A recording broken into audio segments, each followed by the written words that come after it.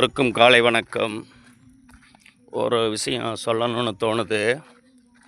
2 நாளைக்கு முன்னாடி, அதாவது குடியரசு தின நாள் மறுநாள் 27ஆம் தேதி நான் மதுரையிலேருந்து பரமக்குடி வந்துக்கிட்டு இருந்தேன். ரெகுலராக திருப்பாச்சேத்தி பக்கத்தில் ஒரு கடையில் பருத்திப்பால் சாப்பிடுவேன். அவர் பாருங்கள் 10 ரூபா தான் பருத்திப்பால் விற்பார். அந்த 10 ரூபா தான் பருத்திப்பால் ரெகுலராக விற்பார். அவர் எத்தனை பருத்திப்பால் விற்றா தான் அவருக்கு வருமானம் பார்த்தீங்களா? அப்போ அந்த டயத்தில் திடீர்னு நான் பருத்திப்பால் சாப்பிட்டு அண்ணேன்னு ஒரு பையன் வந்தேன். என்னடா பார்த்த ஃபெமிலியரான முகமாக இருந்துச்சு.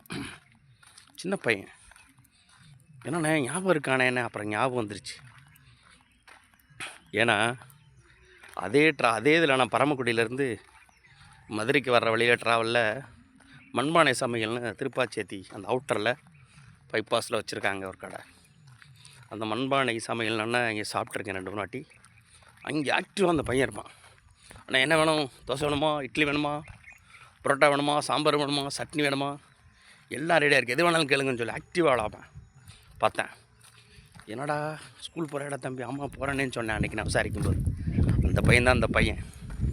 விசாரிச்சோன்ட்டு பருத்திப்பால் சாப்பிட்றானே, சாப்பிட்டானே என்ன, காசு கொடுத்துட்டாடா, கொடுத்துட்டேனே என்ன இருறா அப்படின்னு சொல்லிட்டு அவர் கொடுக்க வேண்டிய காசு எந்திரா நீ நான் எனக்கு கொடுக்க சேர்த்து கொடுத்துட்டு அவனுக்கு வாங்கி அவன் கொடுத்த 10 ரூபாய் மிச்சம் ஒன்று கையில் கொடுத்துட்டு, அன்றைக்கி நான் சாப்பிடும்போது நானும் என் பொண்ணும் சாப்பிட்டோம். சாப்பிட்டுட்டு காசு கொடுத்துட்டு வந்தேன் அவனுக்கு. ஆனால் 10 ரூபா தான் கொடுத்தேன். ஆனால் கொடுக்குறது ரைட்டாக சரியாக தப்பான்னு எனக்கு இது வரைக்கும் தெரியலை. நம்மளாக அதை உருவாக்குறோமா என்னன்னு தெரியலை. இருந்தாலும் அது ஒரு விஷயம் எடுத்துக்கலைண்ணா. ஆனால் அந்த பையனை விசாரித்தேன், ஏன்டா ஸ்கூலுக்கு போகலடான்னு சொன்னேன். நான் நேற்று தான் லீவு, குடியரசு நாள், இன்றைக்கி ஏன்டா ஸ்கூலுக்கு போகாமல் இங்கே திடுறேன்னு சொன்னேன். இல்லை சார் லீவை போட்டேன் என்னே, மாமா கடைக்கு போனால் எனக்கு காசு கிடைக்கும்னே. என்னடா படிக்கிறேன்னு சொன்னேன். 10th படிக்கிறேன்னு சொன்னேன். ஏண்டா 10th படித்து பாஸ் ஆக வேணாமாடா, என்னடான்னு சொன்னேன். 2 பாடம் மட்டும் நல்லா படிப்பேடா சொன்னேன். 2 பாடம் மட்டும் ஃபெயில் ஆகிடுச்சுன்னு. என்ன பரவாயில்லடா, படித்து பாஸ் பண்ணணும்டா, நீ இப்படி லீவை போட்டால் எப்படிடா படித்து பாஸ் பண்ணுறது அப்படின்னு சொன்னேன். பரவாயில்லடா, நீ கான்டாக்ட் பண்ணுறா, உன் நம்பரை குடுறா, நான் உனே இந்த எப்படியா 10th நிறைய லீவ்லாம் இருக்குல்லடா, என்னோடய நண்பர்கள்லாம் டியூஷன் சென்டர் வச்சுருக்காங்கடா, உன்னை கான்டாக்ட் பண்ணி படிக்கிறதுக்கு பாஸ் பண்ண ஐடியா பண்ணுறேன்டா, வாடா பஸ்ஸு நீ என்ன வர முடியும்னா சொல்கிறா அப்படின்னு சொன்னேன். அப்படி சொல்லி நம்பரை கொடுத்துட்டு வந்தேன். நம்மளால் முடிஞ்ச உதவியை செய்வேனா. 10வது அவ்வளோ முக்கியமான பரீட்சை, அதை பாஸ் பண்ண வாழ்க்கைக்கு முன்னேற்றமாக இருக்கும். அதனால் அசால்ட்டாக இருக்காதடா. ஏன்னா அவங்க அம்மா சின்ன வயசு இறந்துட்டாங்களாம். அப்பா வந்து எங்கேயோ வெளியூரில் வேலை பார்க்குறாராம்.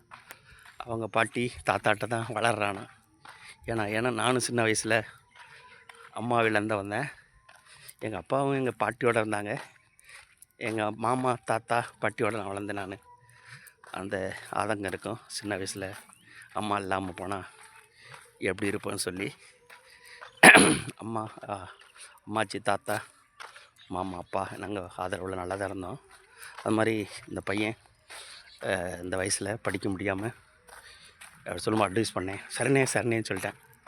அவ்வளோ ஈடுபாடாக அந்த பையன் எப்படியா வருவான்னு நினைக்கிறேன். பார்ப்போம். முடிஞ்சளவுக்கு ஹெல்ப் பண்ணுங்கள் மாணவர்களுக்கு. முடிஞ்ச அளவுக்கு படிப்பை, உங்களால் முடிஞ்ச உதவியை படிப்பு சம்மந்தமாக ஒரு மாணவர் கொடுத்தீங்கன்னா அவங்க வாழ்க்கையில் முன்னுக்கு வரும்போது கண்டிப்பாக அவங்க நினச்சி பார்க்கணுங்களே இல்லையோ, அவங்க வாழ்க்கை நல்லதொரு வாழ்க்கை அமையும். தேங்க்ஸ் ஃபார் வாட்சிங் மை சேனல். சந்திரன்.